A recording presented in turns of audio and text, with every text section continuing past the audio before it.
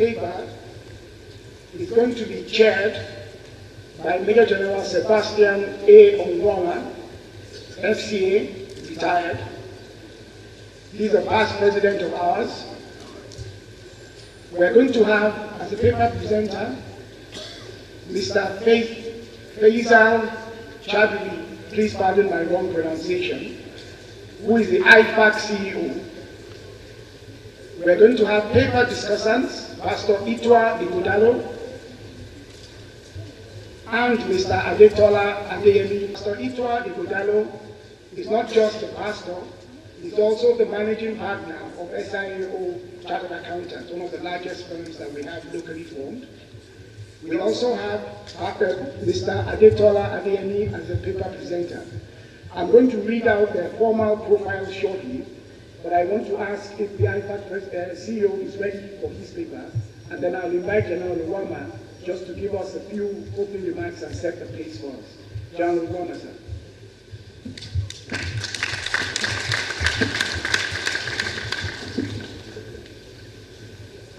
Thank you very much, Conference Director, the 53rd President of the Institute of Chartered Accountants of Nigeria, Malam Ismaila Muhammadu Zakari, distinguished colleagues, ladies and gentlemen. The first plenary paper, The Future of the Accountancy Profession,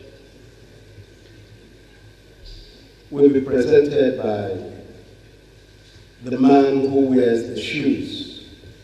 Fayaz is the Chief Executive Officer of the International Federation of Accountants, and I want to very warmly welcome him back to Nigeria. Fayaz, you are welcome back. He has served here in Nigeria way back in the 80s, and I've been privileged to work with him at the head office of the Institute of the International Federation of Accountants. And I can tell you that whoever decided to invite Fayaz to present this paper made the wisest decision in the 21st century. This is a man that has led discussions on the accountancy profession, especially when it concerns the future of this profession. And I asked the question, when you say you want to discuss about the future, does it mean we face extinction? Are there challenges? Are there problems we foresee in the future that will diminish or reduce the importance of the profession globally? I have not read or previewed Fayaz's paper, but I want to believe that you are going to get it hot, smoky, and crispy. So I would not want to preempt his presentation by previewing it, but I want to believe he's going to talk about technology, the impact of technology on the profession, artificial intelligence, the impact of over-regulation on the profession. As you all know, we are all accountants, and you know how regulated this profession is. Are other professions regulated like that? What of recruitment, training, and deployment of future chartered accountants? We have what they now call the Y generation, the X generation. Our value system, their value system, their lifestyle is quite different. They have headphones you don't have. And they are not as conservative or as disciplined or rather restrictive as we are. Everything is an entirely different ballgame. And on that note, I want to once again very warmly welcome Fayaz. You are welcome back to Nigeria. Thank you very much, and God bless.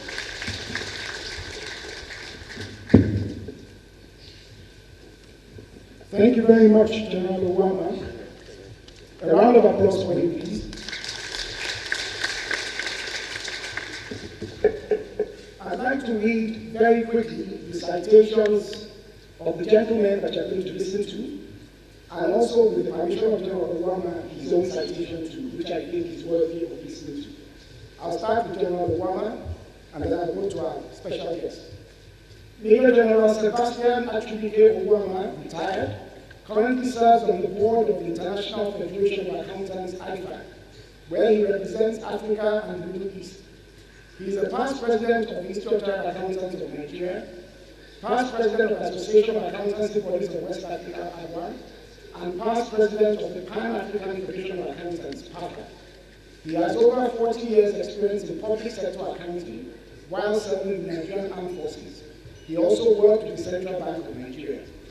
General Obama graduated from the University of Nigeria in Nsukka with an honors degree in accountancy. He is a fellow of the Institute of Chartered Accountants of Nigeria, the Association of Chartered and Certified Accountants ACCA UK, and the Institute of Certified Secretaries and Administrators ICSA UK. He is also an alumnus of the prestigious London Business School, LBS. I present to you General Obama.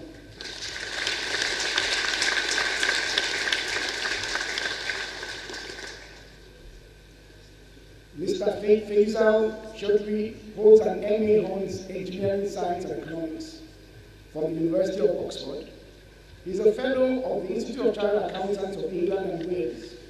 He also attended an executive development program developed jointly by Harvard, Stanford, and INSEAD. Mr. Chaudhry's career commenced in 1974 at Pricewaterhouse, now PricewaterhouseCoopers, in London, UK, initially in public accounting, and he made the switch later on to management consulting. He was appointed IFAC CEO in February 2013. Prior to this, he was at the World Bank with roles as Vice President Corporate Finance and Risk Management, and Controller and Vice President Strategic Planning and Resource Management, all on issues bordering on global accounting and auditing issues. Mr. Chaudhry also served on several multilateral and not-for-profit boards and committees that include Audit and Advisory Committees, United Nations Development Programme, Public Interest Oversight Board, and Advisory Council of the International Accounting Standards Board. I present to you, ladies and gentlemen, Mr. Faisal Chaudhry.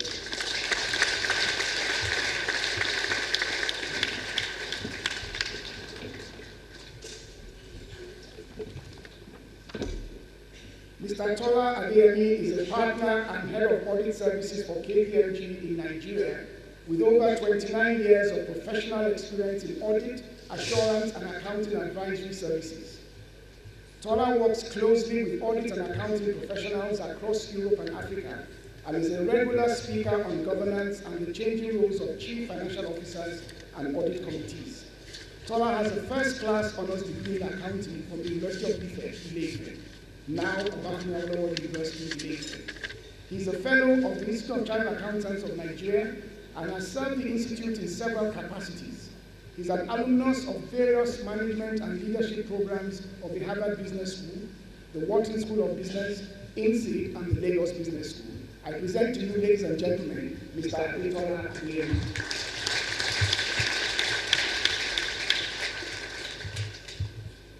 Pastor Itwa Igodalo obtained a BSc degree in Economics and Accounting from the University of Hull, England. He is both a fellow of the Institute of Chartered Accountants of Nigeria and Chartered Institute of Taxation, Nigeria. He is a member of the Nigerian Institute of Management, the American Society of Industrial Security and Institute of Management. He commenced his professional career in 1982 at Pricewaterhouse, now PricewaterhouseCoopers. He later founded the firm of Igodalo & Co., which later merged with 3 other firms to form SIO Nigeria, one of the largest firms indigenous to us. Itwa Igodalo is a pastor, an accountant, a multilateral thinker, a social reformer, sports enthusiast, and a writer. He's an alumnus of the Harvard Business School, Boston, USA. He sits on the board of several companies that includes NSIA Insurance Limited, Farmer Nigeria PLC, and Fina Trust Microfinance Bank Limited. He's also on the board of several charities and not-for-profit entities. I present to you, ladies and gentlemen, Pastor Itwa Igodalo.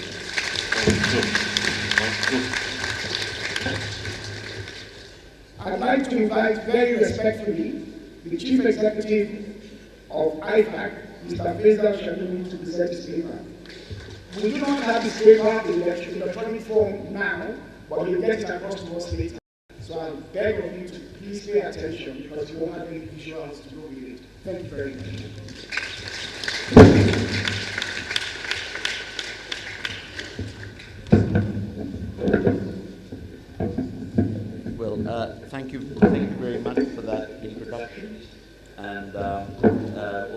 my good friend, the General, who so ably serves on the IFAC board and represents the interests of the African and Middle East accounting profession so very powerfully. It's a pleasure to be here today in front of you. As the General mentioned, Nigeria has a very special place in my heart. In 1981, I'd been married 9 months, my wife was just about to start her career, and I came home one day and I said, let's go to Nigeria for 6 months because there's an assignment at the Nigerian National Petroleum Corporation. And she said, is it just 6 months? And I said, yes. And she said, that's fine. 3 years later, we left Nigeria, having had an extremely pleasant stay here, having made many friends. Unfortunately, I haven't been back since then, so this is, again, as the General said, something of a homecoming. But Nigeria also has a special place in the hearts of the global accounting profession, home to many of the real success stories in development and capacity building, and how this has equipped the profession to play its vital role in the development of Nigeria as a nation. Nigeria is, of course, also as a nation, a leader on the African continent. And notwithstanding the many challenges you face, you're an inspiration towards achieving inclusive development and prosperity, which of course is the ambition of all peoples, but particularly in Africa. This leadership and making a difference is not about avoiding the challenges that are almost always associated with a developing economy, but it is about the zeal and the passion of the Nigerian people in meeting these challenges. This passion and ingenuity is demonstrated better than anywhere amongst yourselves here in the audience today. Nigeria's accountancy professionals who have come together and built a profession that is acknowledged throughout the world and that you should be very proud of. I've been asked to speak to you today about the future of the accounting profession.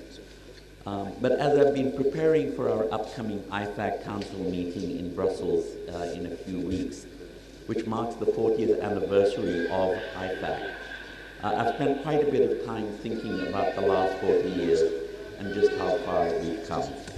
So I'll start briefly by just looking back at some of these foundation stones. Our future will be built on these foundation stones, and they're instrumental to any thinking or debate about where we might go from here. I think the first foundation stone is in the area of standards. When IFAC's 37 founding members convened in October 1977, and by the way, we now have 175 members and associates, truly global standards for the profession probably seemed about as imaginable as the iPhones that we are all carrying around in our pockets today, the stuff of science fiction. But now they're a reality, with initial IFAC committees developing into a strong model of international standard setting in audit, ethics, education, and public sector standards. Global standards used by the professional accountants all over the world are truly the underpinning of a global profession. IFAC supports these 4 standard setting boards, which together share a unique shared public-private model of checks and oversight, which comprise an excellent benchmark that has been recognized by the OECD for its unique focus on ensuring the quality of standard setting. Standards which, as you may know, have been adopted in more than 100 jurisdictions around the world. The second foundation stone is in the area of quality and capacity development. Put simply, having standards is just not good enough. Standards need to be adopted, they need to be implemented, and they need to be truly living documents. Within IFAC, the global profession has established a compliance program that is unique amongst all professions and industries. Our goal is a world where professional accounting organizations around the world comply with the same set of global standards and the same professional disciplines. Whether you're dealing with an accountant in Nigeria or Bangladesh or Japan or the US or elsewhere, a uniform level of quality using the same standards promote confidence, transparency, and integrity across economies and lead to reliable capital markets that stimulate capital flows. We monitor, encourage, and report on each other's performance and progress in meeting the promises that we all signed up to in terms of adoption and implementation of standards, and of course the quality, the ethics, and the continuing professional education of the profession. But again, it's simply not enough to simply set and monitor expectations. As the profession in Nigeria is a testament to, efforts to share, develop, and build capacity in the profession and in professional accountancy organizations is needed. The Professional Accounting Organization Development Committee, under the auspices of IPAC and capacity building programs of IPAC, have been essential in promoting the sharing of resources amongst PAOs internationally, and more recently programs such as the DFID, the UK aid agency grant that has helped us in focusing on those areas where the profession needs to be strengthened and build a profession that can truly advance the economies of those countries. And finally, one of the cornerstones, the foundation stones of the profession over the last 40 years has been in the area of advocacy. The accounting profession supports business, it supports the public sector, but it is also in many ways a public interest profession. We speak out, we act on behalf of the public to make sure of the integrity of things that are done. An experience in a recent CNBC West Africa interview brought this home to me in a very interesting way. ICAN produces an annual submission to the G20 meeting of global leaders, and we call it a call to action, and it's an important part of IPAC advocacy work.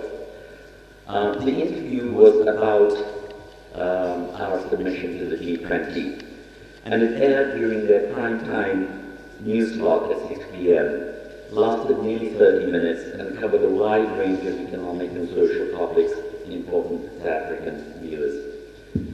I was struck how people in Africa view the role of the profession, and the rather significant takeaway for me was how we should open our minds to how differently others may view us as compared to how we might tend to imagine ourselves.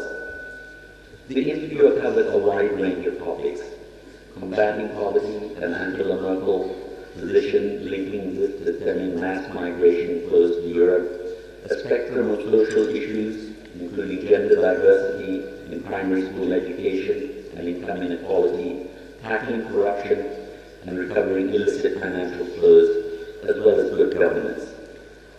As we discussed these crucial issues during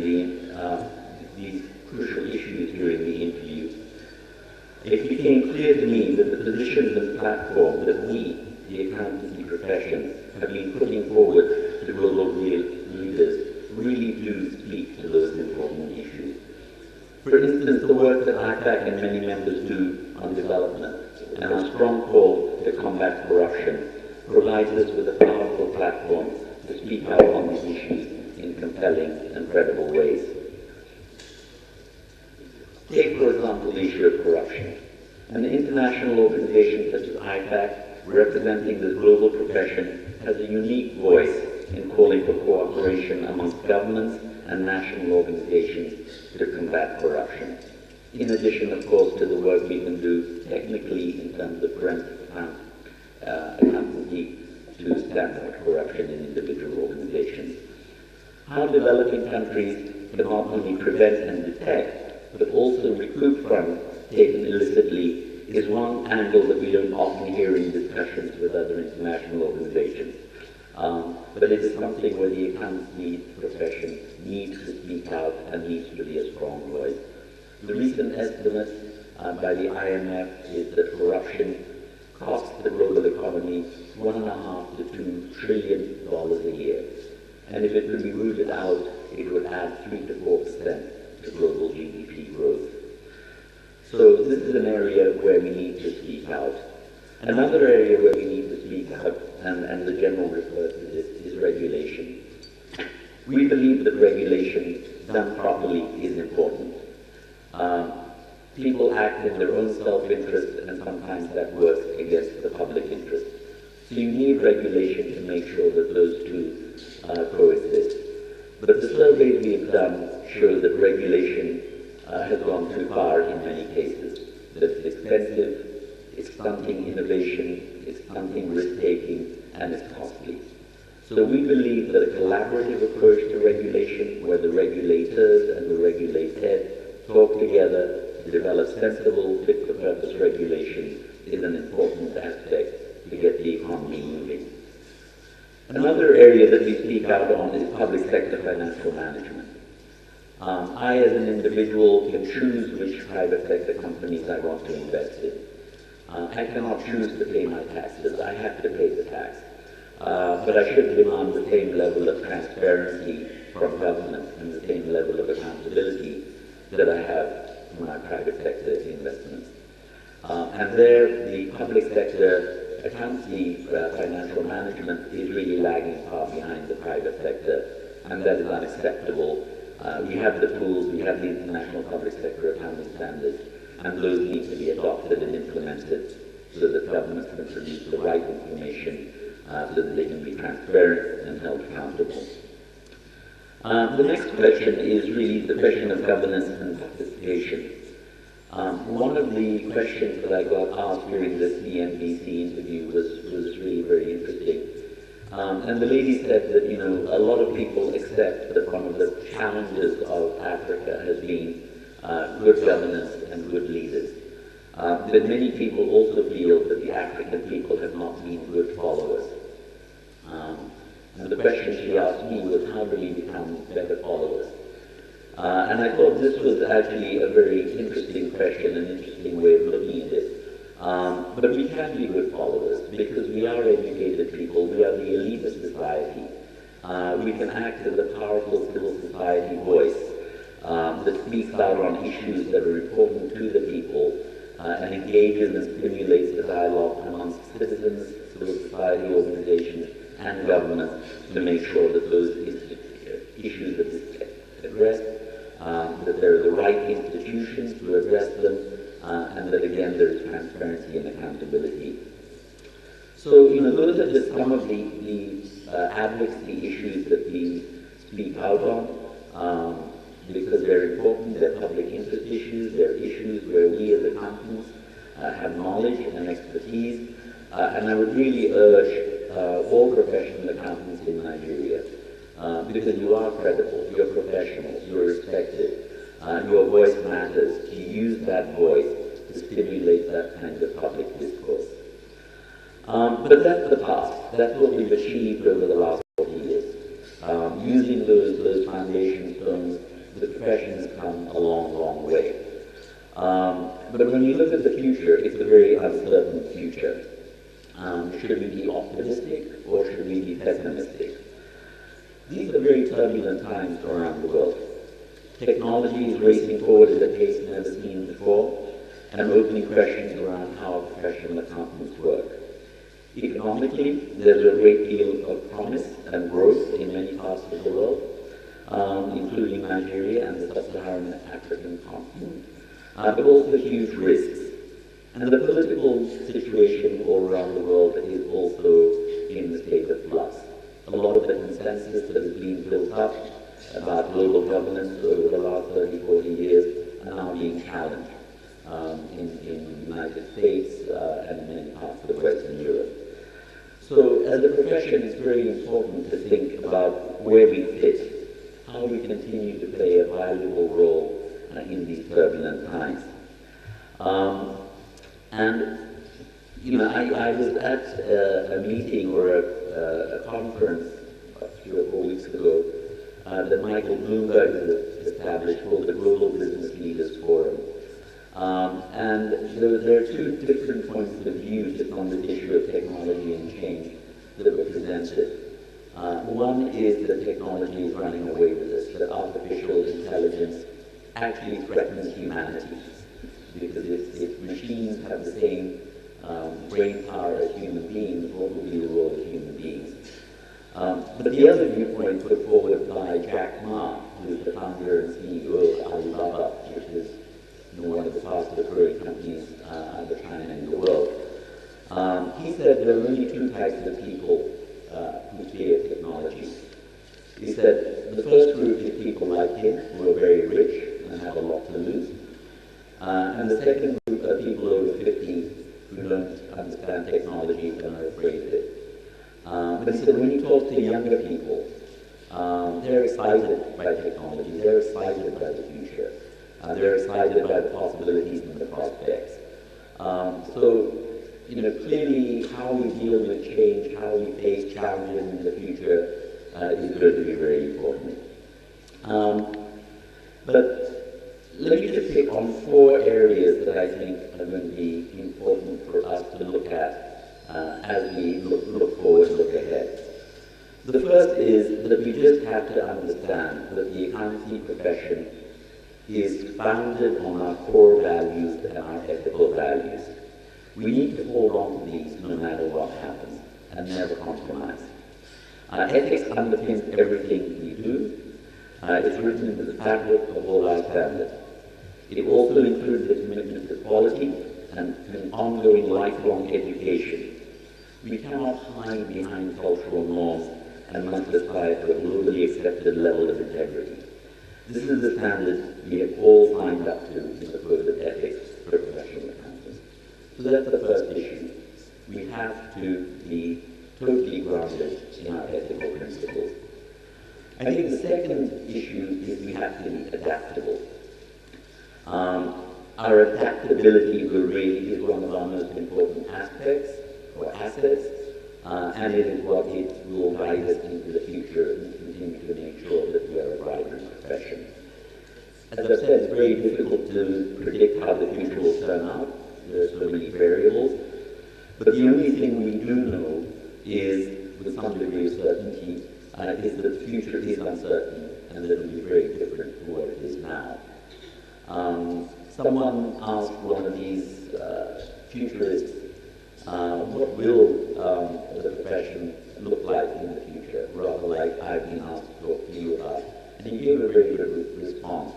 He said, obviously no one knows, but we can predict many different futures. The challenge for any profession is to define their own future. And we need to be humble enough to accept this and adaptable enough to shape our future with vigor. The general referred to technology, and I don't think any discussion on the future can be had without a discussion of technology. Let me just give you some frightening statistics. The first commercial mini computer was launched in 1965, the IBM mini computer. In 1965 dollars, it cost $137,000. Today, a smartphone costs about $600 in the US. And it has the same computing power as that mini computer in 1967. The prediction is that by 2025, a handheld smartphone will have the same processing capacity as the human brain. And by 2050, that same handheld will have the same processing capacity as all of humanity combined. So, that is scary. That is actually quite frightening in terms of where this is all leading. Now, human beings, the human race has been faced with challenges before. Those of you who studied economics will remember the 18th century German economist Thomas Malthus, who said that the human race was heading towards starvation because food production was increasing at an arithmetical rate and human population was progressing at a geometrical rate. And therefore, there'd be just too many human beings for the food that could be grown. Well, fortunately, that hasn't happened. Advances in technology in the agricultural field have made sure that there is adequate food production. It may not be properly distributed, but we grow enough food to support ourselves. I think what's different now is the pace of change. We've always had change. We had the Industrial Revolution, we had the Agricultural Revolution, we had the initial computer revolution in the 80s and 90s. But I think now what is very different is just the pace of change. So how is that going to affect the accountancy profession? My personal view is it's going to affect it unevenly. If you look at the conversation that takes place in the very advanced large economies, an interesting piece of information is that in the US last year, PricewaterhouseCoopers, for the first time, their graduate recruitment data engineers exceeded the number of accountancy graduates.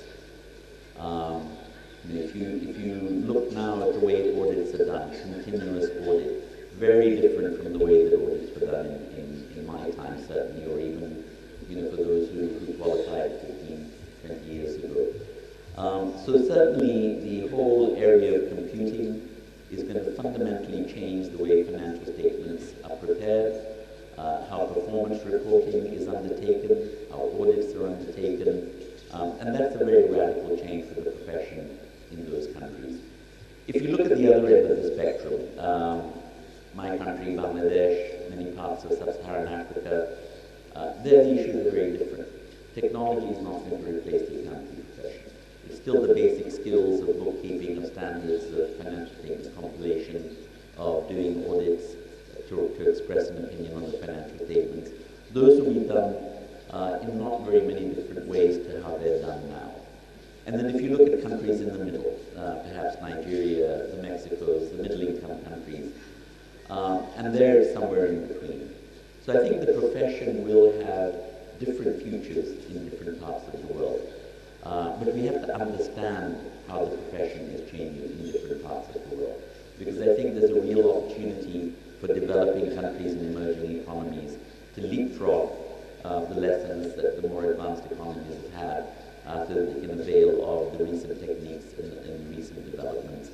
So keeping that close watch on technology is extremely important. But it's not just how we do our work, it's how work is done generally.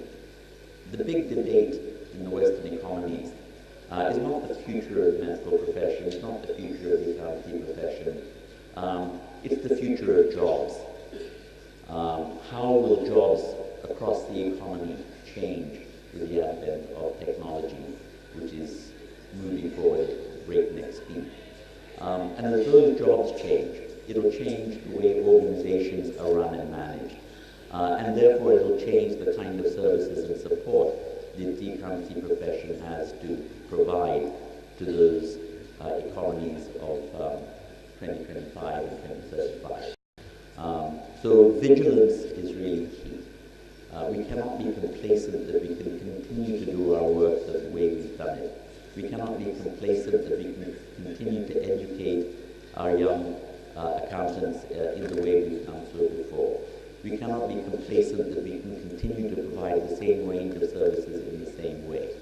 We've got to use technology to adapt our own profession, but we've also got to use we've got to understand how technology is changing those organizations that we serve and make sure that we are compatible and aligned. So, the final point I think that we really need to watch is talent. We are as good as the people who come into our profession. Our profession is the people in it. Certainly in my day, accountancy was very prestigious.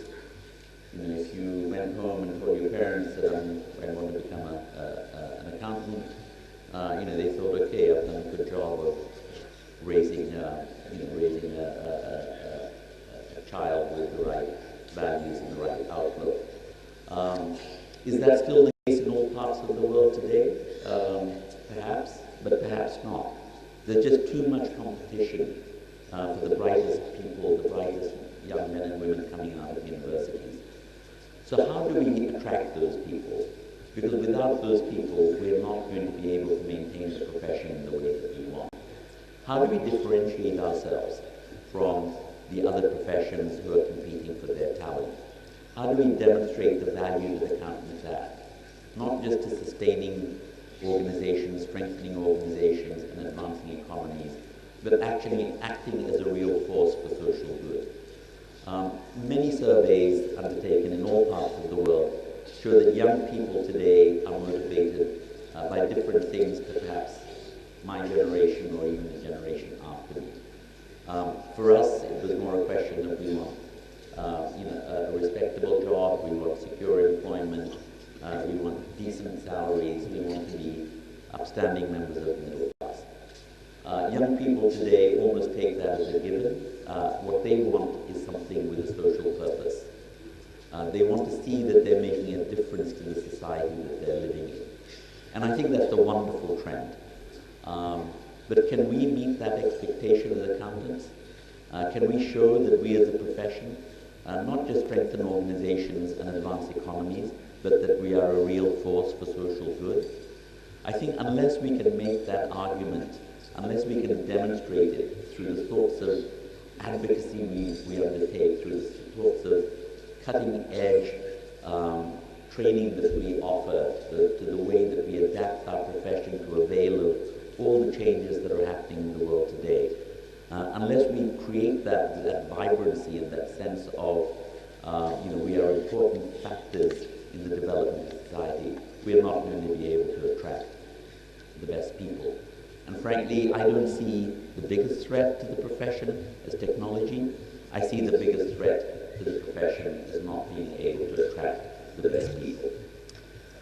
So I realize that in this brief presentation I've probably asked more questions than I've answered, and that's deliberate. First, because I don't have the answers, and secondly, because I think it's important for everyone in this room and all accountants in the world to be asking themselves the same questions and for us to jointly and collaboratively come up with the same answers. But I do want to leave you with some words which appreciate the Nigerian profession. The author Fela Durotoye, a Nigerian, once said, "A nation is not defined by its borders or the boundaries of its land mass.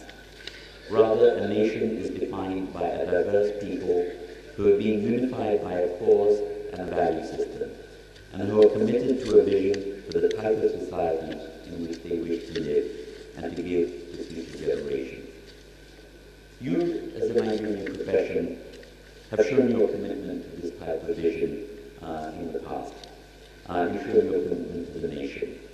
And I ask you now to show that same vision and that same commitment as you lead your nation forward and as you become increasingly important players on the global stage. I'm honored to have been able to speak to you today, and I certainly wish you a very successful conference. Thank you.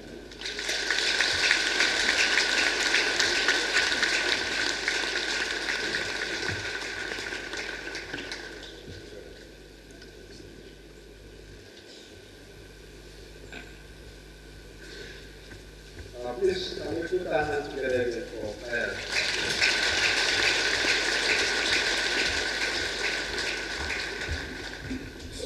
Because of time constraints, I don't intend to recap what he has said. I'll just go straight and invite the sponsors. They have 15 minutes each, and I want to start with Mr.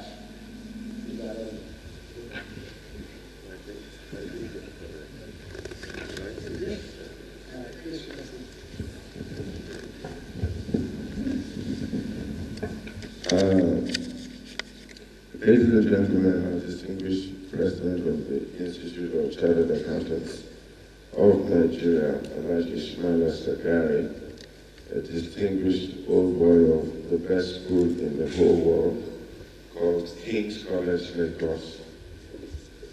I thought you would give a round of applause to King's College. I thought I was our own friends and brothers and sisters. I want to thank our chairman for conducting this session so gracefully, and most importantly, Faisal, our distinguished speaker. I think he honestly deserves another round of applause. He very skillfully and masterfully put that paper together, starting from the Nigerian perspective, looking at the current trends, and then giving an offering a few words of advice. And I have just put together a very skeletal paper looking at certain issues that we consider a little bit relevant in the accountancy profession in Nigeria at this point in time. Fazal has looked at it from a very, very global concept, from the issues that challenge the world today, the matters that speak to the issues of the direction the world is going in, where the accountancy profession stays or resides in the global context of employment and advancement in the world, the reason and the need to keep our values and our ethics, the foundations on which the profession was established, to also ensure that we as a profession are generally adaptable to the changing circumstances that the world truly is at this point in time. And he made, excuse me, he made reference to the IBM computer that frightened everybody in 1965, and now we have the same power in a little smartphone. And then the big debate as to what technology will do in the generation that we find ourselves in. And it reminds me of the kind of situation we found ourselves in also in Nigeria in the early 80s, mid-80s, when all of a sudden technology seems to have descended upon us. I remember at that time practicing in the little corner in Alaka Estate with Price Waterhouse.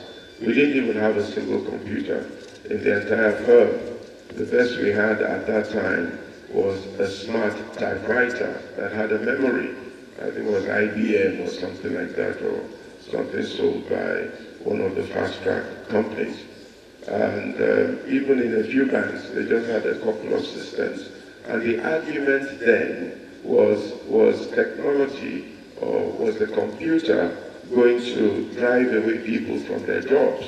Were we going to come to work one day and find that the green pen or the red pen and the tick marks were no longer relevant, and the computer was going to come in and will all end up being somehow jobless and out of occupation? And I remember that debate going on robustly in the newspapers. What are we going to do about these things called computers, and so on and so forth? Well, we have discovered a few years down the line that not only have the jobs not been affected by computing power, they have been enhanced, increased, enlarged, and there's been total transformation in the workplace. So I think, looking from that perspective, the accountancy profession just has a really sound and strong and deep and very, very relevant future as far as government, business, and enterprise is concerned. One of the things I boast to my friends about, especially those who have gone into all sorts of professions, is that there's no profession that will not eventually, or there's no business or enterprise, including the home, that do not eventually require an accountant. Wherever you go to or come from or whatever you do, you'll find that you end up having to find or look for somebody like myself who would one way pray for you and the other way ensure that you can count your money. So as far as I'm concerned, I can never be extinct, because I will on one hand pray for you, and on the other hand, I will make sure that you can count your money. Perhaps the only other profession that may have that kind of advantage may be the medical profession, where doctors are needed almost all the time. But with the advent of very strong pastors like myself, we will pray and you won't need it. But be that as it may, the accountancy and auditing profession will face some significant changes in the next 3 decades. In the next 3 decades, I think we will be facing some very, very significant changes. If somebody can turn to the next slide for me, please.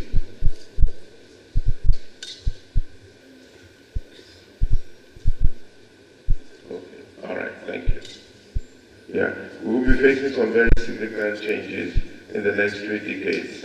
And businesses, the corporate world, and professional organizations and their members, including educational institutions in particular, should be prepared to respond accordingly. We should be prepared to respond accordingly. There's nothing anyone is going to be able to do about the changes that are imminent. There's nothing we can do about it. The only thing we can do is to be able to quickly respond and make sure that we have the appropriate response at the time. Accountants and auditors today have expertise, knowledge, and resources that accountants barely 15 to 20 years ago never had. When I was studying for my professional exams, we used to take computing or ICT as a course. It was a course. And we'll go to Unilag or go to Yabatech and we'll be studying ICT and how computing, do you audit within the system or audit around the system or audit in the system, or are you going to be using cards and this and that. But these days, ICT and accounting are almost synonymous. There's no accountant today that can call himself an accountant who does not, as by nature and by skill, have some strong technology and software ability. Right now, in SmartFact, auditing is done using software, using technology, using equipment, using the cloud, and all manners of things like that. All those things were unthinkable barely 30 years ago when we were struggling with this profession. All we knew was that the fear of ICAN was the beginning of wisdom. Now, today, maybe it's the fear of technology that's the beginning of wisdom. And that's a fact from my father's days when he himself was an accountant. And I remember as a young child seeing my father poring over books and ledgers, one tick mark after the other, one pencil mark after the other, and one pencil mark. And then from time to time, he would jump up in his seat and shout, "Kai! I got out."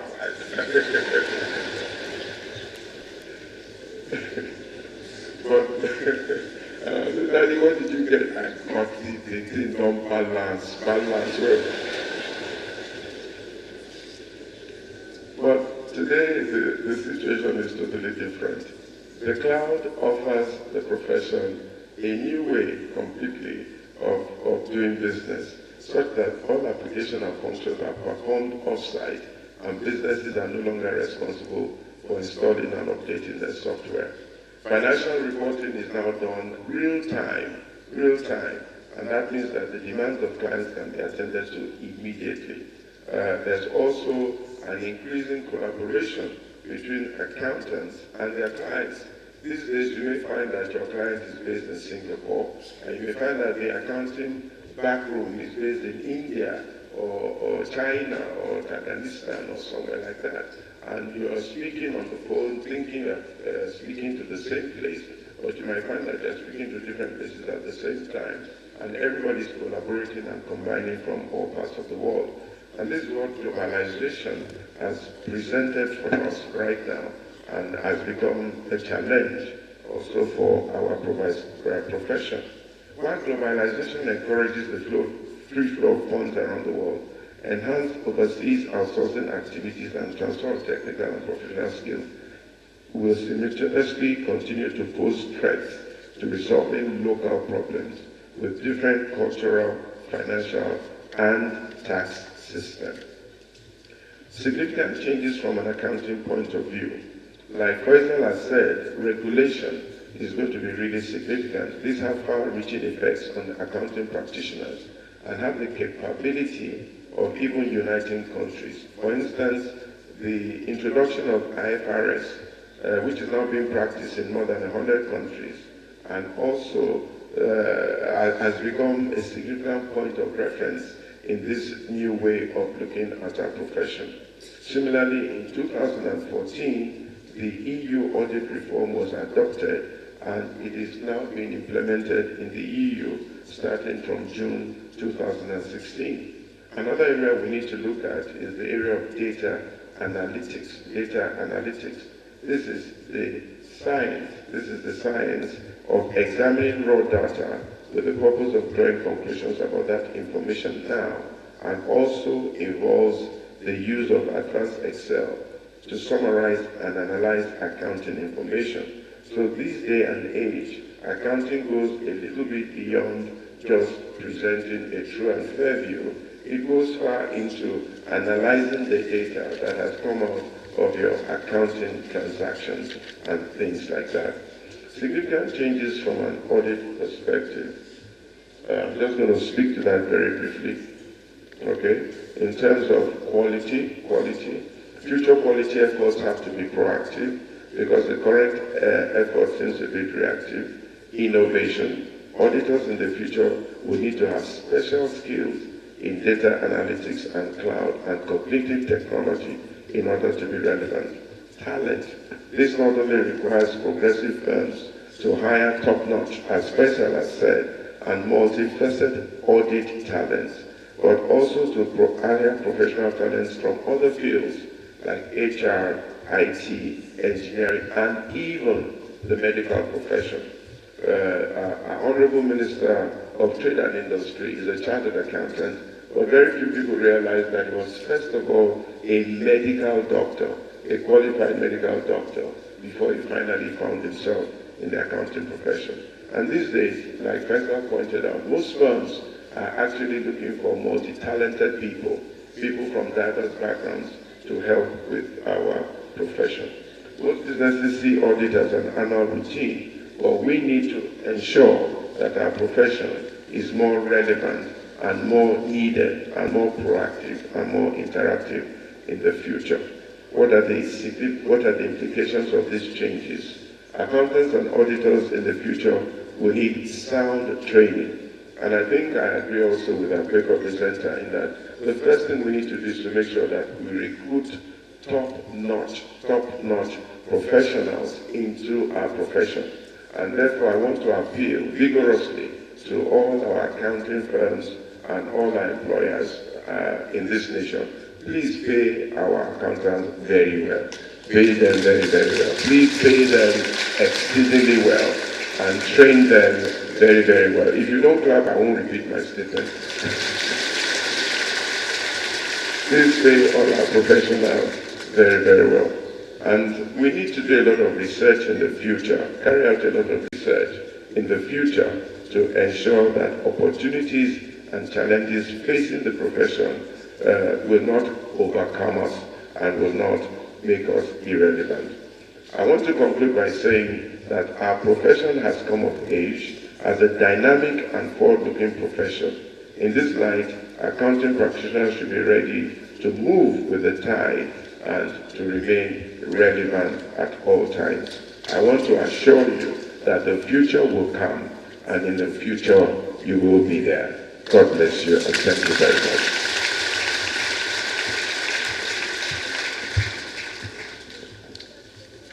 Distinguished ladies and gentlemen, please can we put our hands together for Pastor Igodani. Before I invite Mr. Adeyemi, I just want to stress on the central theme or the issue of technology on the profession, what impact it has. Technology is not a threat to the profession, it is to complement and facilitate our work.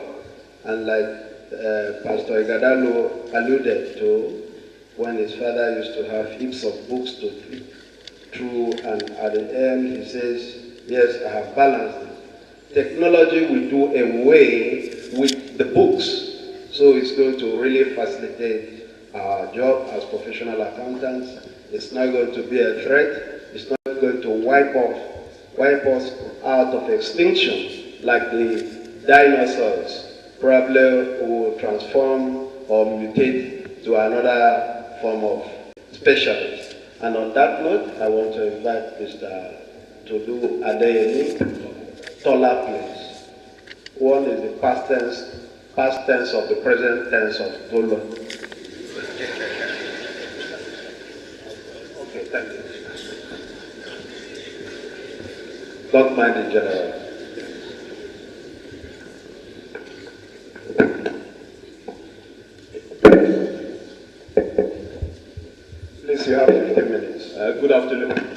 morning, everyone. You permit me to stand on all existing protocol. I suppose one of the advantages of speaking last is that a number of the points would already have been made, which gives me the opportunity to just emphasize on a few. It's quite clear to me that we live in a new world order, and in that new world order, disruption is the new normal. It's a world of massive and unprecedented change. The point has already been made that some things which were incomprehensible years ago are the norm today. If you think about it, today there's an app to help put you to sleep. There's an app to measure how long you sleep. There's an app to wake you up. There's an app to help you with your morning prayers. There's an app for exercise. There's an app for everything. So it's a new and very changed world that we live in. Now, in this changed world, I see disruption as the new normal. And when we think of our profession, I think we're going to see two major factors that will serve to disrupt our profession. And to my mind, those are the forces of digitization, of which a lot has been said. And the other force that I see are the evolving expectations of stakeholders. Let's talk a bit about those two. Now, you all know what the impact of digitization has been in various other industries. So you take the transportation industry as an example, where you have companies like Uber that have come in and completely changed that industry. You ask yourself, how is it that the world's largest transportation company does not own a single car, and yet is worth about $63 billion? How is it that the world's largest hospitality company does not own a single hotel, and is worth about $31 billion? How is it that the world's largest shared office space company, called WeWork, doesn't own a single office building, and yet is worth about $17 billion? That's the power of digitization. That's what happens when technology moves into an industry and changes the fundamentals of how that industry works. So we see digitization as the use of technologies to change business models and provide new revenue and value-producing opportunities. When digitization happens and when it hits an industry, it causes a reimagining of the business models, a reimagining of business processes, and a reimagining of the way in which we work.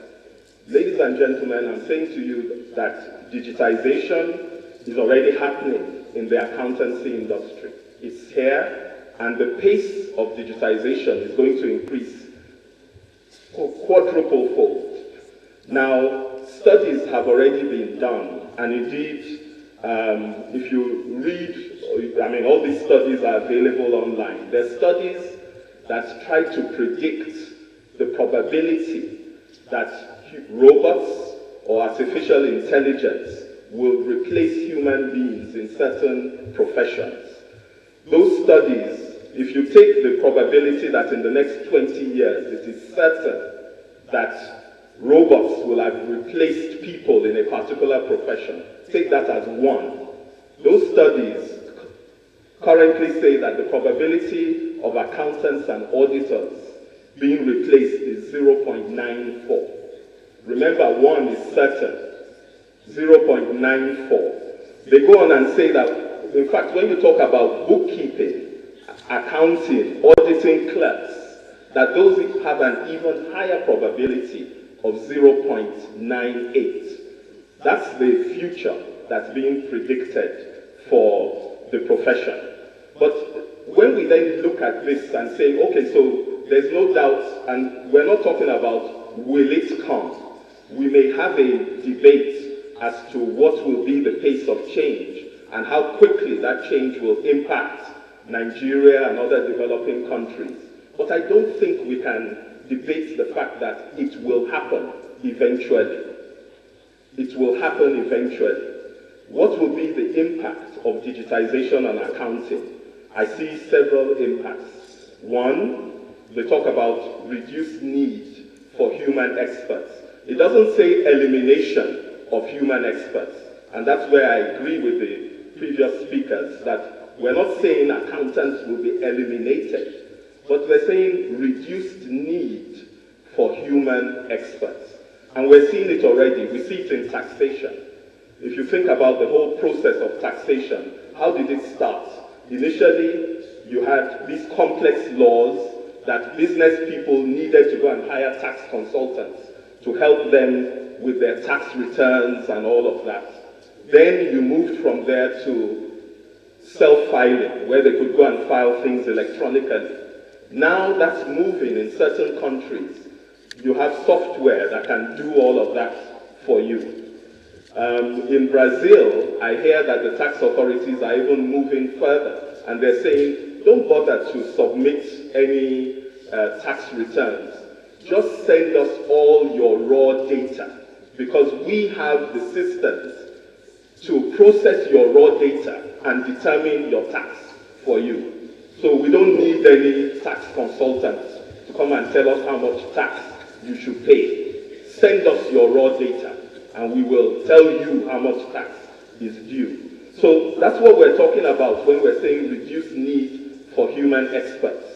When we talk about new skill sets, we're saying here that as you do the audit today I can't do an audit without involving valuation experts, without involving technology experts.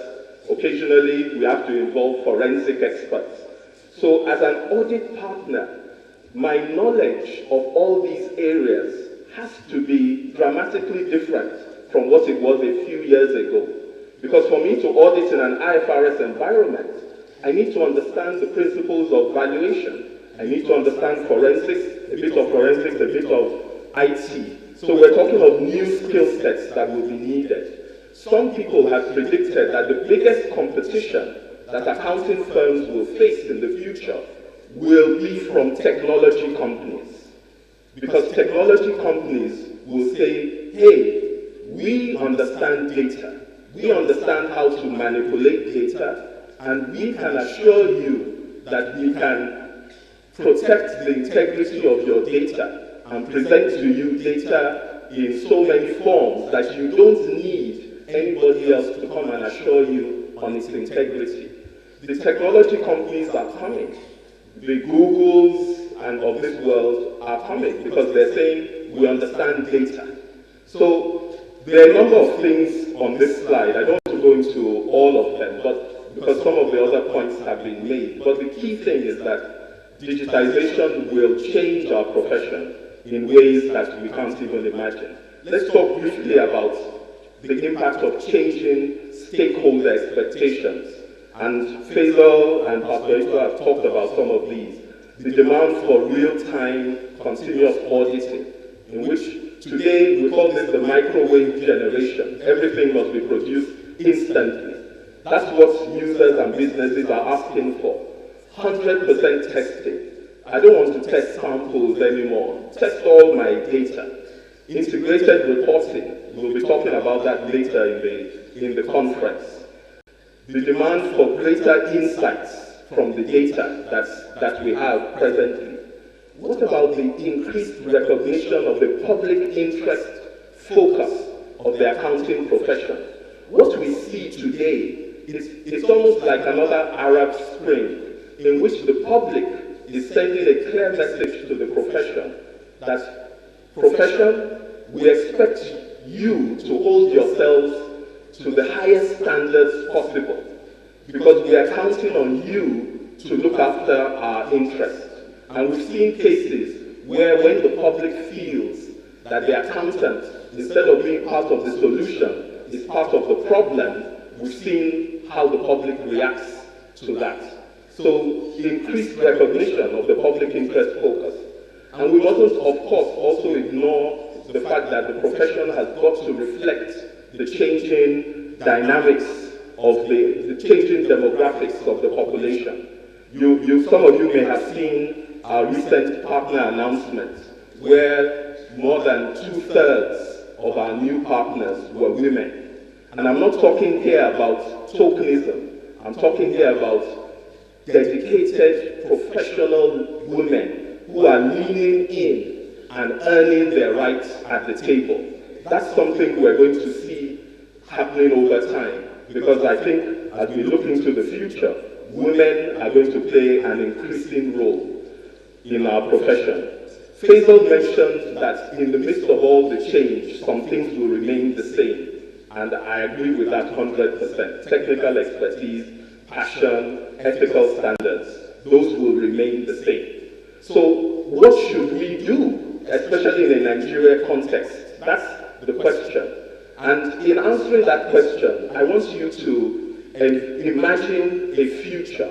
Imagine a future in which the Nigerian accountant is amongst the best trained accountants in the world. Imagine a future in which the Nigerian accountant is comfortable with technology and is in fact employing leading practices. Imagine a future where people are coming from other countries to recruit Nigerian accountants because they know that these are some of the best accountants in the world. Imagine a future where in our country, when people are talking about what to do about corruption or lack of ethics, they turn to the accounting profession and say that those are the guys that have the highest standards of ethics and integrity in the community, and they're the ones we should listen to. That's the future that I'm sure we all want for our profession in Nigeria. So what should we do? We may sit there in the audience and think, well, there's no problem. Let's do nothing. Because, after all, we're accountants, will always be relevant. I think that's the wrong answer. We may also sit there and say, well, we can avoid this change. And I've had this discussion with some senior accountants who told me, well, by the time all these things come, I'll have retired.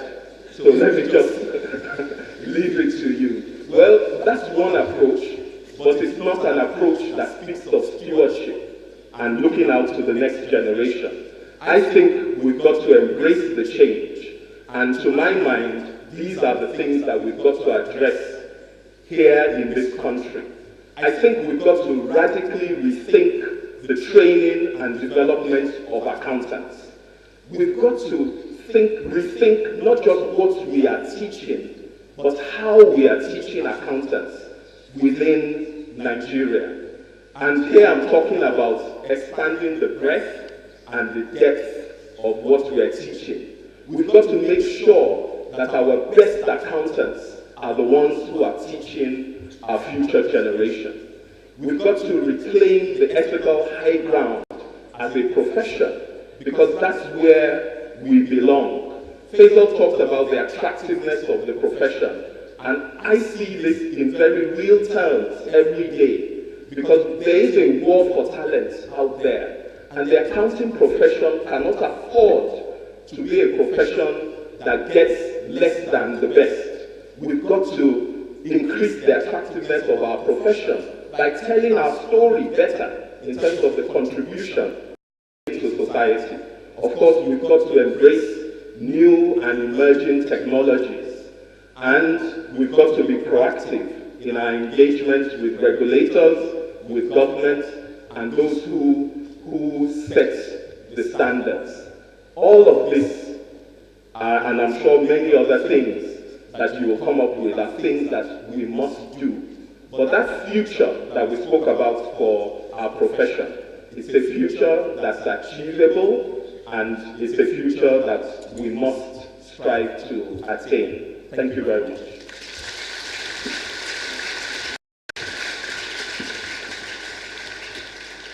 Thank you, Tola Adeyemi, for that wonderful presentation. Please, can we put our hands together for him? Now, Tola did mention a very important input, and that is the increasing role of women in the profession. At the International Federation of Accountants, women are increasingly being brought to the front seat. They call it gender balancing.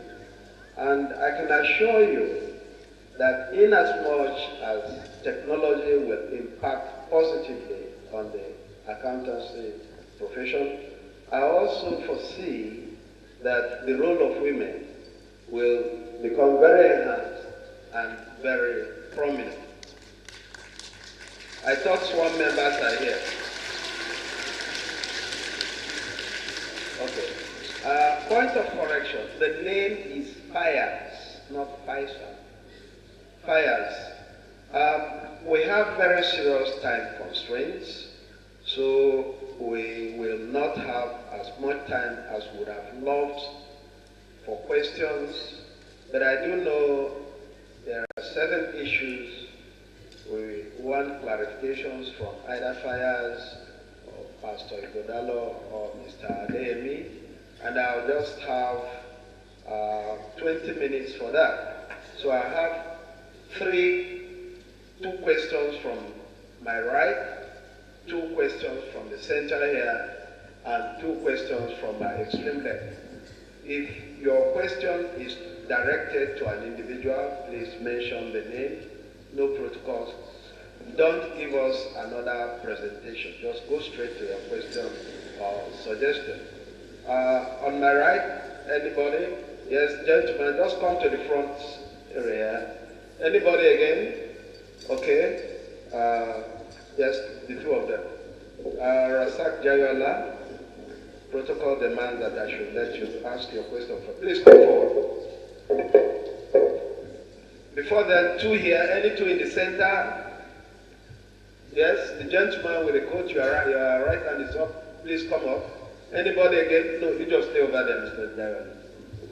Yes, come up, come to the front there. Anybody again here in the center? Yes, the man at the back with a black suit, white shirt. Yes, please come up. And to my left, any 2 people? The lady, good. No, a lady will come forward because I say the future belongs to ladies. Yes, the gentleman in front there. Please come to the center. Okay. Okay. Mr. Joyala, please. Please, no lectures, just questions. And mention the name of the presenter or discussant you want to respond to your question. Yes, Mr. Joyola. Thank you very much. The lady, are you out? Please come to the forefront. Come this way. Anybody again from the left side? Bonus for center? Anybody? Bonus for the right-hand side? Anybody? Okay, we are done. Madam, please come over here. Yes, please. Starting with Mr. Jayan. Our President, the 53rd President, Laji Muhammad Zakari, and the audience. Azai Jayola is the name number 2141. I'd like to thank the presenters for a wonderful presentation. My question goes straight to Tola Adeyemi. In your presentation, you mentioned a particular impact that has to do with training and development of accountants. Given the rate of change in the technology world today, like you have emphasized, is it really necessary that we spend 4 years training accountants in the university? Because looking at future, and in fact, in my opinion, future can be as short as 5 years because of the rate of change. And also looking at our curriculum in the professional spectrum, do we really need these 16 subjects that we do at the moment? Because we should be thinking about creativity, about innovation, so that if robots, artificial intelligence is taking over all the things that we are doing normally, and the rate at which non-professionals are taking over our jobs, shouldn't we lay more emphasis on those other areas? Thank you. Thank you. Next question, please. I think we'll have all the questions and then we'll answer them accordingly. Yes. My name is Oyebade Oyedepo, membership number 6789. Pastor Igudalo mentioned collaboration, but I was expecting him to mention collaboration with even non-professional accountants, because they are taking up our jobs and there is nobody to regulate them. I want to ask him, is there a way by which we can collaborate in form of training programs for non-professional accountants in order to prevent them from smearing the reputation of accountants? Thank you. Thank you. Yes. Please, as you ask, you can go back to your seat. My name is Imo Masi Jacob, membership number 3429. My question goes to Tola. I was so excited by the case stories of what digitalization is doing in other industries. I did ask you to imagine an Uber in the accountancy profession, where maybe the biggest provider of accountancy service may not have a firm and may not have traditional accountants to run the show. What should we do? Do we fight as the transport unions are doing, even around the world in civilized countries like the UK, the box over out? Or should we prepare for a day where you have to be more than an accountant? And for that day to come, should we look at our training, not top up, but bottom up, filling the training pipeline with mindsets that are more than accountants? Today in our country, we are lowering entry qualifications to universities, and I wonder, as good as our training may be, if from the pipeline something is going wrong, what then should we do as a profession? Should we prepare for a day where the biggest provider of accounting service will not be a friend, and where those supplying those services will not need fully be accountants? Thank you very much. Next. Good day, my name is Japheth Jeff, ACA, membership number 41294. My question, I want to direct it to Tola Adeyemi.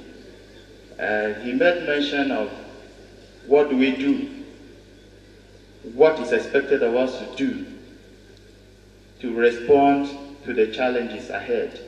And he emphasized ethics, ethical conduct on the part of professionals. Now, I want to ask, ethical conduct has been preached, and we believed we have answered a call for ethic and ethical practice in all dealings. However, the reality in the industry and in business seems to be that accountants are answerable and are always answerable to other business leaders. And these business leaders have certain objectives which might be at variance to that of accountants. Therefore, putting the question of ethics or putting ethical practice at a litmus test. And there's also a consequence of falling out of favor with those business leaders. What should an accountant do? Thank you. Good morning. My name is Tunde Olorunyomi, FCA, membership number 13176. My question goes thus. In this day and time of frequent app development, some of these developments are actually based on existing standards. And by the time the standards change, you are likely not to see a new development. Meanwhile, we are using those applications. What do you recommend the regulators should do? And then what should the practitioners do to ensuring that whatever app that are going to be deployed to the operations actually meet current standards. Thank you. Thank you. Yes. Yes, my name is Anikuta Roberts. 14345 is my number. I'm still going to ask question on collaboration, not to any particular person, but whoever knows how to give me the best answer. Now, the issue is that we as accountants are ready for change in this country.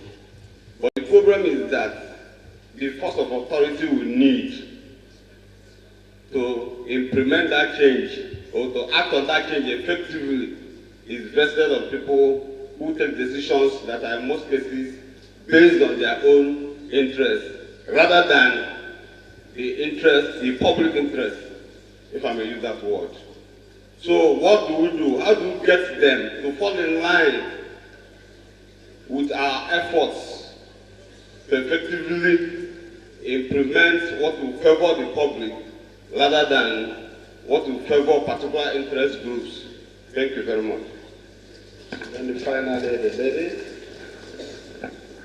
Good morning, sirs. And my name is Nwala Akimolado, membership number 557.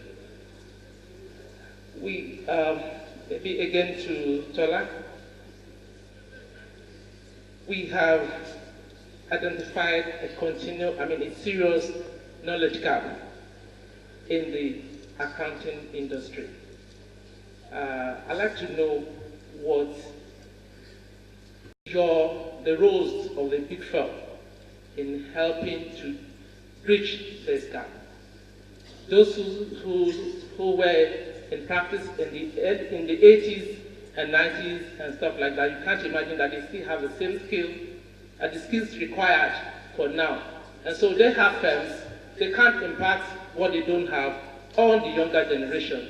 And the sky is very, very wide for every one of us to fly, but we need to have a middle point to work together and ensure that we work in the overall interest of our economy. That's talking about what you see that Nigeria of today, people coming in to get us as accountants outside there. We need to really be competitive, but all hands need to be on deck.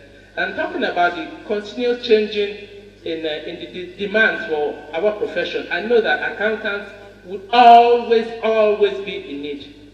The shape and the form of our need is what is going to differ. And that's why we have to increase our skills in other areas.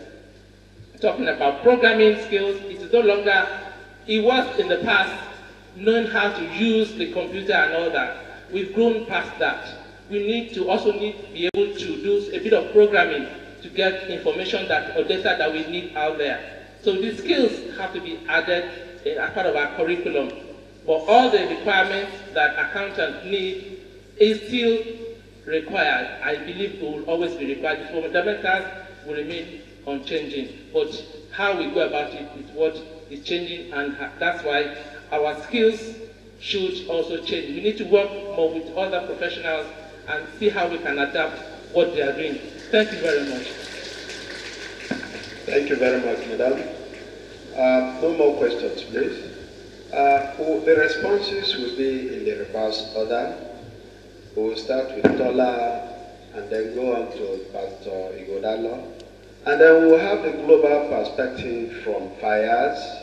I'm sure he's been taking note of the questions, and if he has anything to add to what Tola and Pastor Igodalo will present, then that will be most welcome. Tola, please.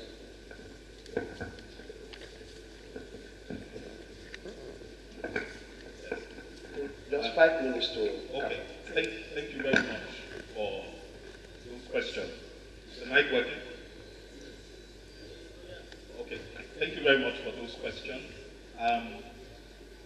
There was a question, the first question, on training and development of accountants. Now, this is something that I feel very passionately about. That we've really got to rethink how we are developing accountants and whether we're developing accountants for the future that's going to be based on internet, the future that's going to be based on cloud computing, etc. The question was, should we not be focusing on new skills? I absolutely believe that we must focus on new skills. Sorry, sir.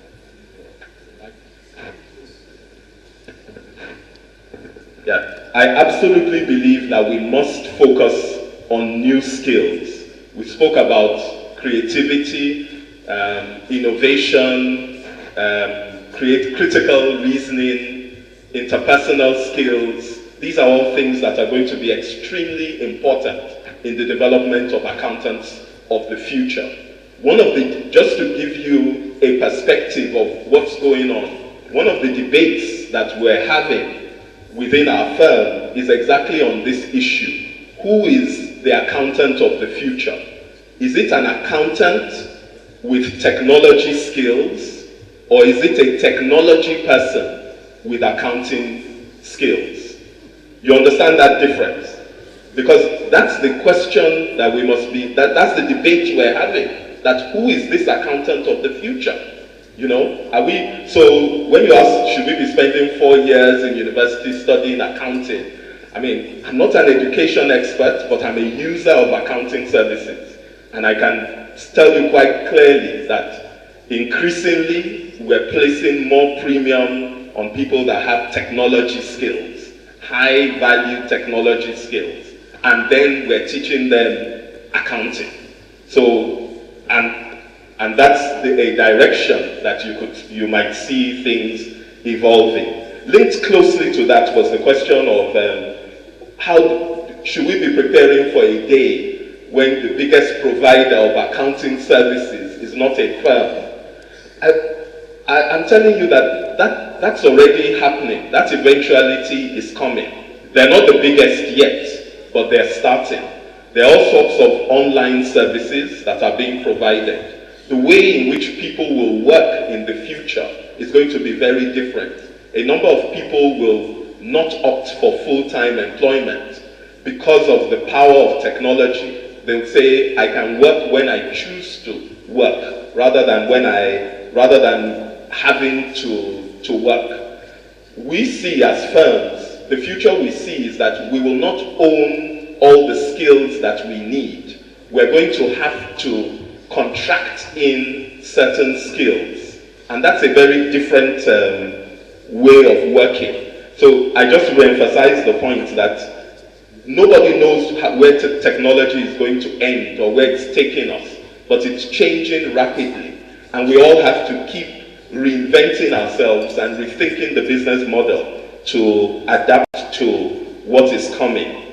So I can't tell you if we'll get to that eventuality, but I do know that we've got to keep increasing our technological competence. There was a question on apps, and I think that's a very simple one to answer, which is if you are using an app, you've got to make sure that it's kept up to date and that you're using the latest version of that app. It's incumbent on app developers to keep updating their apps in line with the latest standards.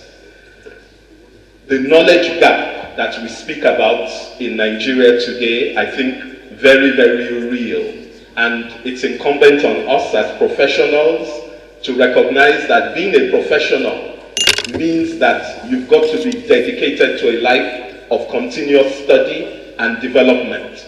Being a professional means that you can't remain static. So the profession that we've all chosen is one that requires us to make the investment in ourselves to keep up with the latest standards. Now, of course, there must be help in doing so, and that's where the Institute must come in to try to provide those relevant continuing professional development programs. And when you talk about the big firms, I agree that there's a sense in which the big firms are important in training accountants for the future and releasing those people into the larger profession. But it's not something that we must just say, oh, we're relying on the big firms. The point I'm making is that as a professional, we must all invest in our self-development. And, I'm sure, certainly our firm will be happy to look at ways to support others in that regard. Let me hand over. Please, can we put our hands together again for before I invite Pastor Igodalo to make his responses to the questions, I just want to again bring up an issue. The Uber model, as it will apply to the accounting firms, is there a possibility that one day you have an accounting firm without staff and members? And I ask a question. The assurance part of it, will there be any need to sign that, yes, I certify and put your corporate seal? I think there's a problem there. And the issue of knowledge gap, I want to narrate my own personal experience. There is a real problem of knowledge gap. When I moved on from the Pan-African Federation of Accountants to the board of International Federation of Accountants, I found out that there was a serious knowledge gap. And I know the Chief Executive Officer of IFAC will perhaps testify to this. I had to work extra hard to get to the level of others. Issues they took for granted, I had to work towards it.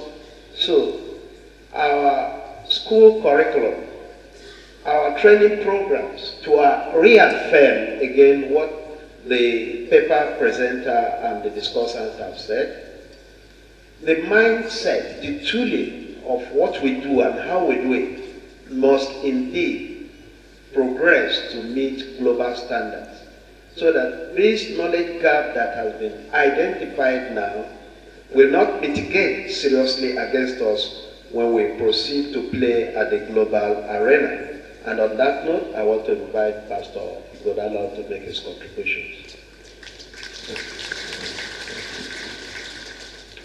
Thank you very much. I thought you wanted me to do the closing prayer.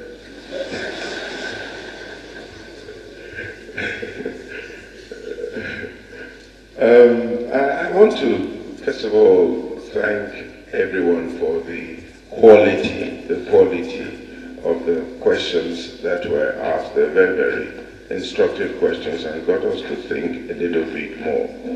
A gentleman asked a question specifically directed at me, saying, what about the collaboration with non-professional accountants in this? Is this possible?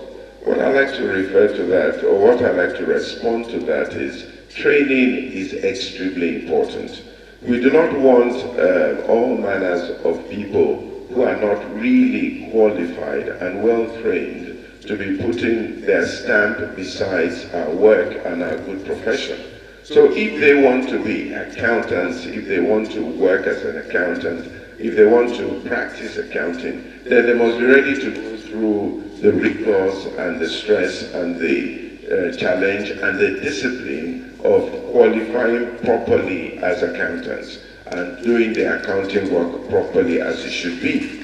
And if we want to use their services in any way and we find some merit in some skill or the other that they have, then we must be ready to invest in the development of these people so that we do not turn out things that are not quite up to par and up to international standards.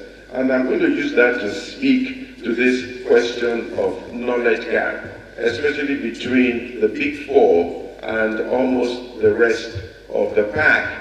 And I'd like to advocate or suggest or beg or insist that there should be some kind of greater collaborative effort between government, the Big Four, the Institute of Chartered Accountants, and all the other accountants to make sure that a lot of accountants out there in the field who do not have the resource or the access to international standards that they should. Like Gerard said, when he had to move to IFAC or whatever, he had to work extra hard because the information was not available where he was before, to catch up. There must be some kind of collaborative effort. In China, there is an effort by the government to make sure that the smaller firms can develop as rapidly as the big four. And they insist that certain assignments, certain functions must by law be given to the smaller firms.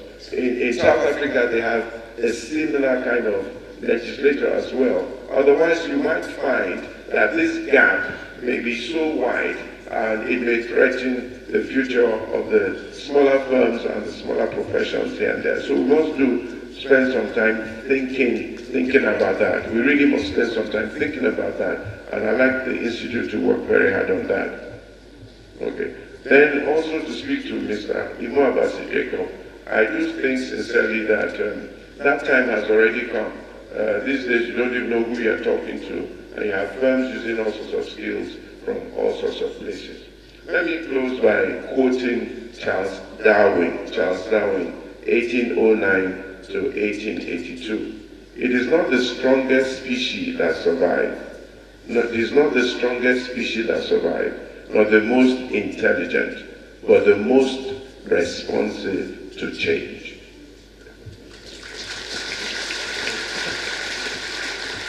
Thank you very much, and that is to say that a culture that does not evolve will not survive.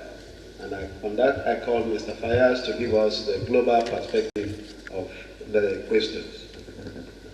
Thank you very much, General. I mean, they were really, really good questions, and there's a lot to think about and talk about there. But without responding to each question, let me just draw some themes.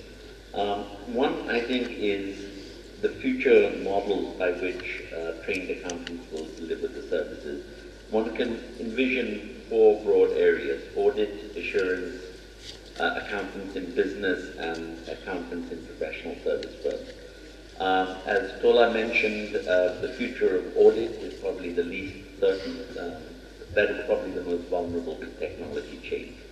But then that's where accountants have to reinvent themselves. I think there's a huge future in assurance, building on our technical capacity, the trust and confidence that we inspire,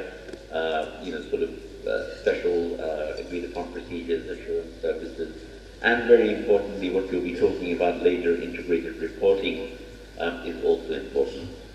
Within firms, the role of accountants, I think, again, financial statement preparation might become more automated, but the knowledge function, the application of international standards, that will still remain, I think, a human function. And again, I think accountants need to carve out a role for themselves as being the designers and implementers of integrated reporting within companies. And the other area is the professional services firms. I think that's really going to be the wave of the future. The small and medium-sized practices are going to have to become multi-service providers. Now, whether that becomes the Uber option or whatever, I don't know. But I think that's a big enough space that it can accommodate both the large firms who are already moving in that direction to also the SMB firms. And whether you hire the people or have loose networks of collaborators between lawyers, engineers, valuers, real estate people, accountants, I think that's where the creativity comes in, because that's really where you have to adapt. The other theme I want to touch upon is this, the notion of the curriculum content. And I think that is going to be fundamental. I mean, if we are talking about an evolving profession, then the people who are trained to be part of it and to enter into it, their education also has to be similarly broad and flexible. I think it has to start at the university. Again, Tola asked us to imagine, and I do think we need to imagine what might the role of the accountant be across those various service areas going forward, and how do we adapt not just university curricula, but also obviously professional accounting qualification criteria to incorporate those flexibly. We can't have 3-year studies every time to say the curriculum needs to adapt. It has to be much more responsive. And it's also not the question of what we train people in, but it's also a question of how we train them. Because I think, just the traditional four-year university, go to lectures, take exams, go to seminars, that whole model of learning is changing. It might work for the humanities and the liberal arts. I'm not sure that for technical and vocational training, that model is going to be suitable. So again, it is an end-to-end process. I don't think we just leave it to the universities, take the product and overlay our own training. I think we have to work with universities to make sure that there's a continuum. And sorry, very last point, on the question of apps, IFAC owns the intellectual property rights of standards, not IFRS, but the rest. And as part of that, we do try and make sure that anyone who we give licenses to is a reputable organization that would update their app or their training depending on the latest standards. So if you're working with an app that has out-of-date standards, chances are the app is not licensed by IFAC.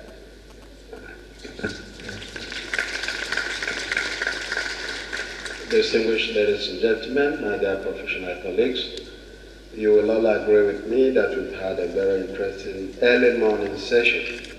And I want to ask that we put our hands together again for Fires, Tola, and Pastor Igadani. Good morning again, everyone.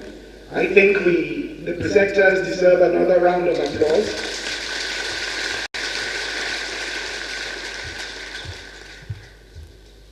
ICAN has a benevolent and educational trust fund.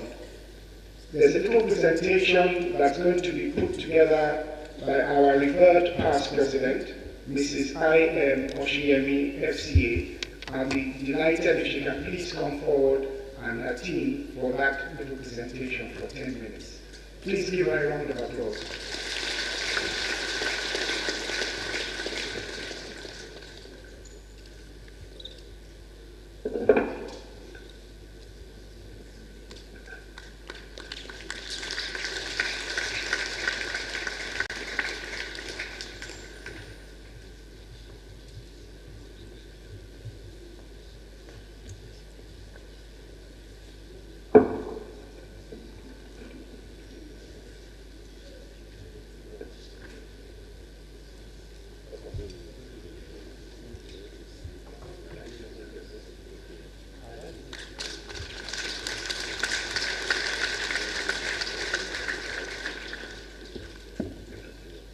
The President of the Institute of Chartered Accountants of Nigeria, guests here present, and my professional colleagues. It's a joy to be before you today to reintroduce and present to you the ICAN Benevolent Trust Fund. If you look at my back, you will see the full name. We have been coming forward to solicit for support for our members. We have, if you look at the program for this conference, the last 2 pages there, that's about page 4 from the back. We have our advert there to inform you about what is going on. And then we have always given to members these flyers about the Benevolent Fund. Why we decided to come forward this morning again is to solicit for support and appreciation of the need to take care of some of our members who are in their need of support. Many active members had accidents, some died off, some suffered some calamities which are not of their doing. And this benevolent fund was set up to be able to help them. We've been appealing over the years, and the sum from the donations from members are paltry, very, very small. But for the institute subvention, we will not be able to help. You can imagine somebody who needs about 6 million naira or 12 million naira for operation, and we can only give the person 500,000. That's pittance. So that's why we are here today, to solicit for your support. Because I believe that if every member, we are over 40,000 strong, donate 10,000 naira annually or occasionally over the years, so the fund will have about 400 million naira every year to invest. And it is the interest from the investment, because we want to build up a fund that will be there in perpetuity to help members in distress. I now call on Mr. Bala to come and run quickly through the sketch that we have. Thank you very much, ma'am, and thank you once more. Allow me please to stand on existing protocols. This great and prestigious institute considered it necessary to establish this fund in 1998 with the following objectives. Basically, to provide financial support to our needy members, in other words, indigent members. The intention also is to support families and dependents of needy members who have passed on. We know what happens when our colleagues probably graduate into mortality and the things that follow. The intention also is to make sure we promote and invest in research and educational development. These are the board members. The chairman of the board, of course, is Mrs. Oshiemi, FCA past president. We have Mr. Doyin Owolabi, past president. We have Mr. Chidi Ajebu, Mrs. Olowu, and myself, Zakapala. Then Mr. Kayode Azik. Yeah. And we have a board of trustees member also. Well, these are the conditions for eligibility. We must make sure our member is professionally qualified, of course. We must make sure that the annual subscriptions are paid at least to a year before the incapacitation. And the mishap has to be given some conditions. It mustn't be from negligence like arson, murder, manslaughter, and use of drugs. And there must be a proof that the member is truly in a difficult situation. This is the procedure we have for disbursement. The application is expected to be routed through a district society, and 2 members can sit from the board and decide on what is going to happen. Applications can be considered by 2 valid members of the board. And if we have a time frame, we can always make sure this decision is taken by our chairman. That's the end of the summary, of the presentation. We need your support. This is a project of the Institute. It is a project for our children after us, and it is our project collectively. Thank you. And we want members to let us know of members who are indigent, because we are aware that there are certain chartered accountants who are in need but are too shy or ashamed to come forward for help. So please, if you know anybody who is truly in need, let us know through the district societies so that the fund can take care of them or their children. And we have sent letters to the district societies as well to educate them about these things, about the fund. So we want the district societies to make sure that this is not a Lagos affair, it's not an Abuja affair, but a national affair. The Institute set up the foundation to look after all its members. We must all support the foundation by donating to it, and we must all bring forward to every member that is in need for the foundation to take care of them. Thank you very much. God bless you all.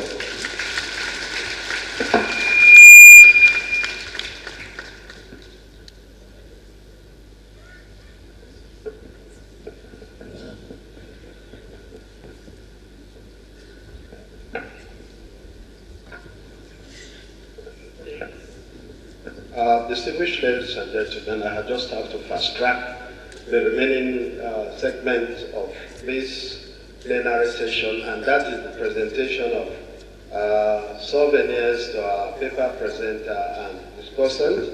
I am told that the special guest of honor, they are ready to come in for the formal opening ceremony. For Mr. Fayaz, we want to appreciate you very much. Like I said earlier on, this is a homecoming for you. Years back, you were in Lagos and you worked, and on behalf of the Institute of Chartered Accountants of Nigeria, I want to very warmly tell you, Ikabo.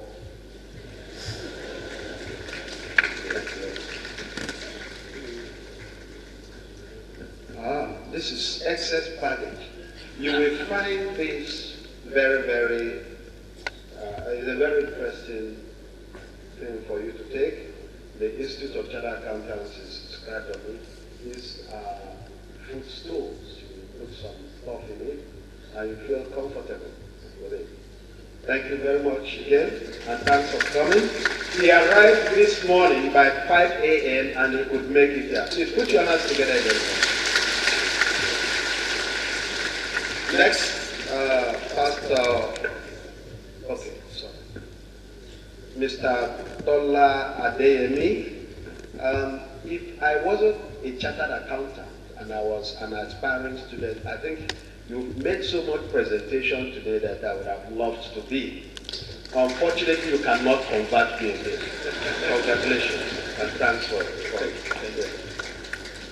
Finally, but not the least, our Pastor Igadalo. I will not invite you to say the closing prayers. You've been asking me to do that.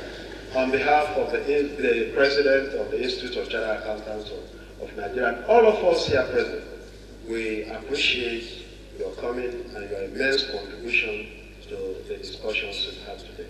Thank you very much. Yes, Conference Director.